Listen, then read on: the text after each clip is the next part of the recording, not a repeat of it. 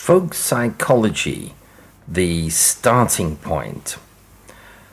I believe that folk psychology is the best starting point for a survey of theories of consciousness.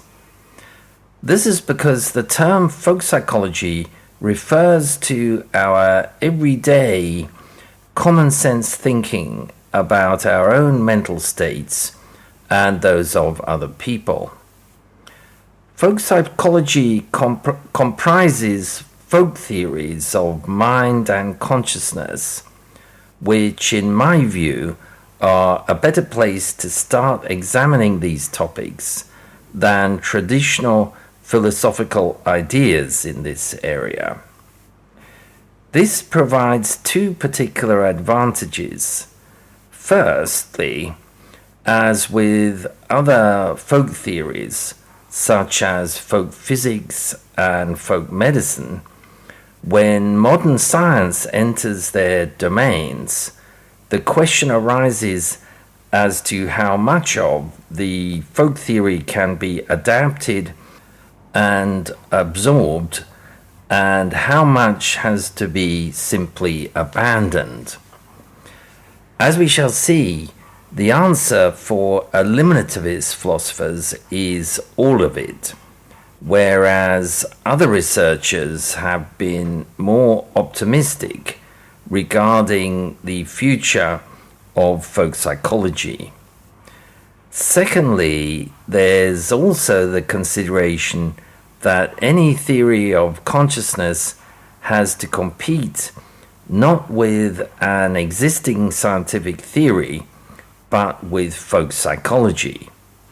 And if the theory contradicts folk psychology, it will be very difficult to sell it to the general public.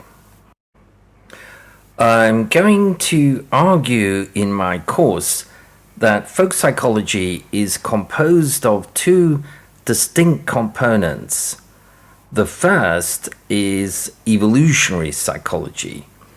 In other words, the hardwired, inherited structures in the body and brain which guide and shape our notions of human psychology, such as our genetically fixed range of emotions, our brain areas for facial recognition and interpretation, our mirror neurons, etc.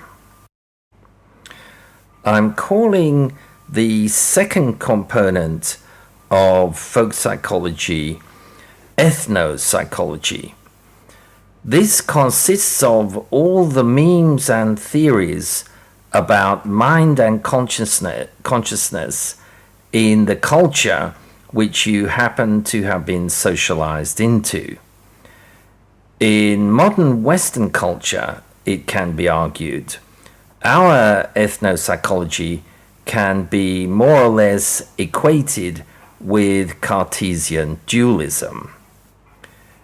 Given this two-component nature of folk psychology, I'm going to further argue that many of the problems and confusions in the study of consciousness arise from this division, i.e., some aspects of our consciousness are genetically determined and hence species-wide.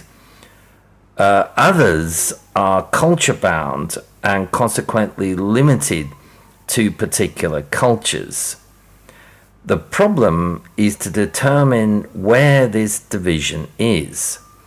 In other words, where does biology end and culture start in the study of consciousness?